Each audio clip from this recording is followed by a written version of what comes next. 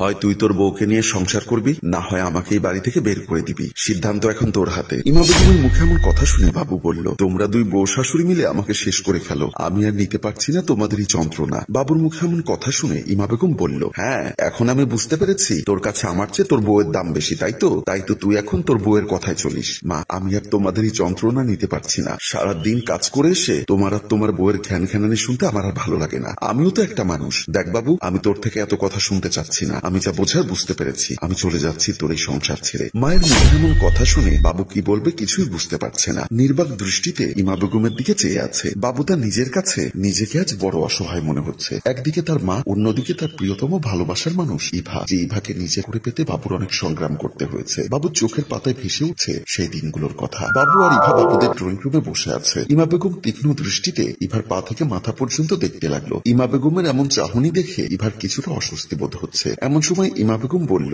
বাবু তুই এই মেয়েকে পছন্দ করিস? পৃথিবীতে কি মেয়ের এতটাই অভাব পড়েছিল যে তুই আর কোনো মেয়ে খুঁজে পাসনি? ইমা বেগমের মুখে এমন কথা শুনে ইভা লজ্জায় মাথা নিচু করে ফেলে। এই মুহূর্তে বাবু কি বলবে কিছুই বুঝতে পারছে না। ইমা বেগম আবারও বলল, ড্রেস আপ দেখে তো মনে হচ্ছে কোনো বিলাতি মেয়ে। তোর সংসার করবে কখন? মা, তুমি এসব কি বলছো? আমি যা বলছি তা ভেবে চিন্তেই বলছি। তুই দেখেছিস মেয়েটা যে ড্রেসটা পরেছে? এই ড্রেস আপ পরা মেয়েরা কখনো সংসারী হয় না, বুঝতে পেরেছিস? মা, ড্রেস আপের সাথে সংসারের কি সম্পর্ক? তুই ছোট মানুষ, অত শত বুঝবি না। তবে কান পেতে শুনে রাখ, আমি বেঁচে থাকতে আমার ছেলের জন্য এই ধরনের মেয়ে বিয়ে করিয়ে আনবো না। ইভা দাঁতে দাঁত চেপে অনেকক্ষণ এভাবে গরম কথা সহ্য করেছে, কিন্তু এখন আর সহ্য করতে না পেরে বসা থেকে দাঁড়িয়ে পড়ল। আমি আর এক মুহূর্তে এখানে থাকতে চাই না বাবু, আমি চলে যাচ্ছি বলে ইভা হনহন করে রুম থেকে বেরিয়ে গেল। বাবু যখন ইভার পেছন পেছন রুম থেকে বের হতে যাবে, ঠিক তখনই মা ইমা বেগম বলল, বাবু তুই পুরুষ নামের কলঙ্ক। যে পুরুষ মেয়ের পেছনে পেছনে দৌড়ায়, এই পুরুষকে মানুষ কাপুরুষ বলে রে, কাপুরুষ। ইমা বেগমের মুখে এমন কথা শুনে বাবু দাঁতে দাঁত চেপে বলল, তুমি আর একটা কথাও বলবে না। তোমার এই কথার জন্য আমাদের এই সংসারে আজ এই অবস্থা।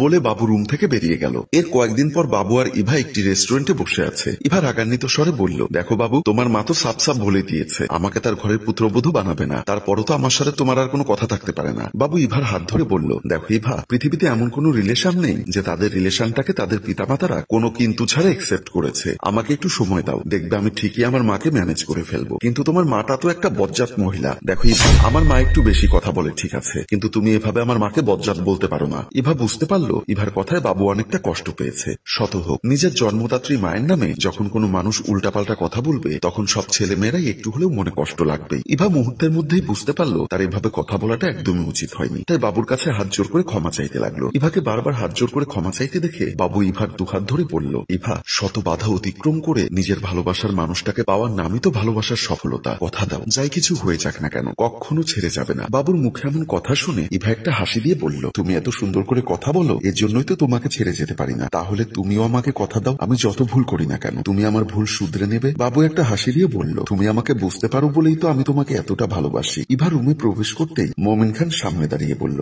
কিরে, তোর এখন বাসায় ফেরার সময় হয়েছে? বাবা, আজ আমার টিউশনি ছিল, ক্লাস শেষ করে তারপর টিউশনি শেষ করে বাসায় ফিরেছি। দেখ ইভা, শাক দিয়ে মাছ ঢাকার চেষ্টা করিস না, তোর বয়সটা আমিও পার করে এসেছি। মমিন খানের মুখে এমন কথা শুনে ইভা চমকে উঠল। আমতামতা করে বলল, বাবা তুমি এসব কি বলছো? কেন বুঝতে পারছিস না আমি কি বলতে চাচ্ছি? ক্লাসের নাম করে পার্কে আর রেস্টুরেন্টে যে ঘুরে বেরিয়েছিস, তা কিন্তু দুদিন আগে পরে আমার চোখে ঠিকই ধরা পড়ে। মমিন খানের মুখে এমন কথা শুনে ইভা মাথা নিচু করে যখন বাসার ভেতরে ঢুকতে যাবে, ঠিক এমন সময় মমিন খান আবার বলল, কি হলো, এখন চুপ করে মাথা নিচু করে চলে যাচ্ছিস যে? মমিন খানের কণ্ঠস্বরে আবারও থমকে দাঁড়ালো ইভা। মমিন খান বলল, ছেলেটা যেই হোক না কেন, যদি বংশমর্যাদা ভালো থাকে তাহলে বলবি আগামী 2-1 দিনের মধ্যে তার পরিবারের গার্ডিয়ান নিয়ে আমার সাথে দেখা করে যেতে। যদি দেখি সব ঠিকঠাক আছে তাহলে তো আর কোনো সমস্যা নেই। আজ হোক কাল হোক তোকে বিয়ে তো দিতেই হবে। মমিন খান দরজা খুলে রুম থেকে বেরিয়ে গেল। আর ইভা ঠায় দাঁড়িয়ে মমিন খানের শেষের 2-1টা কথা বারবার ভাসছে আর নিজের অজান্তে হাহা করে হাসতে লাগলো। বাবু ইমা বেগমের পায়ে ধরে বসে আছে আর ইমা বেগম চিৎকার করতে করতে বলছে,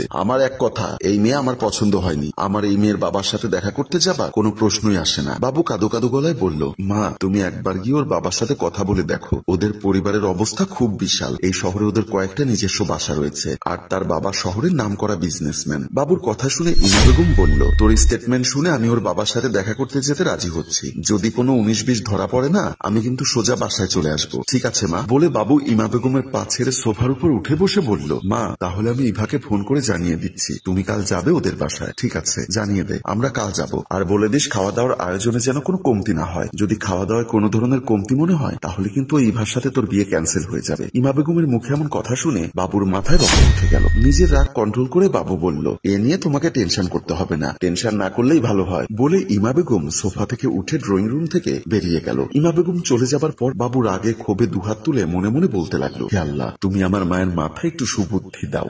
মোমিন খান আর ইমা বেগম ইভাদের ড্রয়িং রুমে বসে কথা বলছে। হঠাৎ মোমিন খান উত্তেজিত হয়ে বলল, দিলাম না আপনার ছেলের সাথে আমার মেয়েকে বিয়ে, আমার মেয়ে কি বানের জলে ভেসে এসেছে? সাথে সাথে ইমা বেগম বলে উঠল, আপনার ডিস্কো মেয়েকে আমার ছেলের জন্য নিলাম না, আমার ছেলের মতো ছেলে হাজারে একটাও পাবেন না। মোমিন খান আর ইমা বেগমের এমন কাণ্ড দেখে বাবু ভেবা চাকা খেয়ে গেল। বাবু মনে মনে ভাবছিল হয়তো আস্তার মা একটু শান্ত থাকবে, কিন্তু না, আজকে তার মা ইমা বেগমকে বেশি অশান্ত লাগছে। এমন সময় ইমা বেগম বাবুকে লক্ষ্য করে বলল, কি হলো, তুই এখনো বসে আছিস কেন তোর শ্বশুর বাড়িতে? এই বিয়ে হবে না, তোর বউকে পছন্দ হলেও তোর বউয়ের বাবাকে আমার পছন্দ হয়নি। ইমা বেগমের কথা শেষ হতে না হতেই মোমিন খান বলল, আমাকে পছন্দ হয়নি মানে? আপনি কি আমাকে বিয়ে করতে এসেছেন নাকি? দেখুন ভাই সাহেব, উল্টাপাল্টা কথা বলবেন না। আপনার মেয়েটা লক্ষ্মী হলেও আপনি অনেক বড় মাপের বজ্জাত। ইভার বাবু কি করবে কিছুই বুঝতে পারছে না। ইভা তার বাবাকে বলল, বাবা তুমি শান্ত হও, দেখ মা, তুই আমাকে আর রিকোয়েস্ট করবি না, আমি কখনোই এই ছেলের হাতে আমার মেয়েকে তুলে দিব না, কারণ ছেলেকে আমার পছন্দ হলেও ছেলের মাকে আমার পছন্দ হয়নি। মোমিন খান আর ইমা বেগমের এমন কর্মকাণ্ড দেখে বাবু রেগে দাঁড়িয়ে গিয়ে বলল,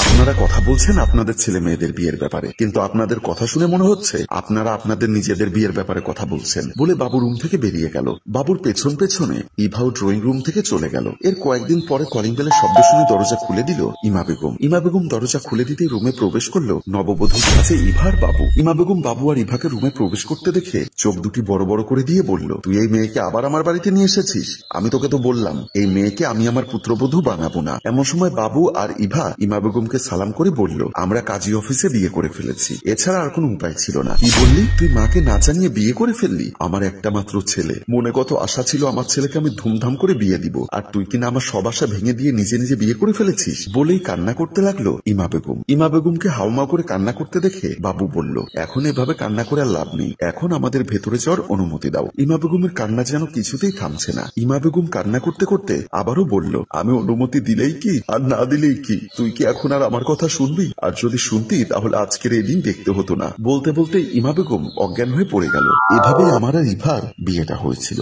যেদিন ইভাকে বিয়ে করে আমি এই বাড়িতে নিয়ে এসেছি সেদিন থেকেই আমার জীবন থেকে সুখ পাখিটা যেন হারিয়ে গেছে। বিয়ের প্রথম প্রথম ইভা আমাকে বুঝলেও এখন আর আমাকে আগের মতো বোঝে না। কখনো কখনো মনে হয় ইভা যেন মায়ের মাস্টার কপি। আগে শুধু মাকে সামলাতাম, আর এখন আমাকে সামলাতে হয় মা আর ইভা দুজনকে। মা কথায় কথায় কেন যে বলে আমি ইভার কথায় উঠি বসি বুঝতে পারিনি। ইভাও কথায় কথায় বলবে আমি মায়ের কথায় উঠি বসি। মা কিছু হলে যেমন বলে আমি বাড়ি থেকে চলে যাব, থাকবো না এই বাড়িতে, তেমনি আজ কয়েকদিন ধরে লক্ষ্য করলাম কথায় কথায় ইভাও বলে সেও বাড়ি ছেড়ে চলে যাবে, থাকবে না এই বাড়িতে। কখনো কখনো আমার কাছে মনে হয় ওরা বউ আর শাশুড়ি না, ওরা যেন মা আর মেয়ে। ইভাকে বিয়ে করার পর আমি আরেকটা জিনিস উপলব্ধি করলাম, আমার যেন কোনো মূল্যই নেই। তারা সারা দিন ঝগড়া করবে, দিন শেষে অপরাধী আমি। মা এবার সারাদিনের রাগ খুব ঝেড়ে কিছুটা শান্ত হয়েছে। এখন আমাকে যেতে হবে বেডরুমে, সেখানে গিয়ে ইভার ঘ্যান ঘ্যানানি শুনতে হবে আরো কয়েক মিনিট, তারপর শেষ হবে আমার সারাদিনের ডিউটি। তাই আর দরজার সামনে না দাঁড়িয়ে পা বাড়ালাম বেডরুমের দিকে। সম্মানিত ভিউয়ার্স, আমার এই ছোট্ট একটা সংসারে বউ শাশুড়ির মাঝে মাঝে ঝগড়া মাসের 30 দিনে 30 দিনই লেগে থাকে। আপনাদের সংসারের খবর কি?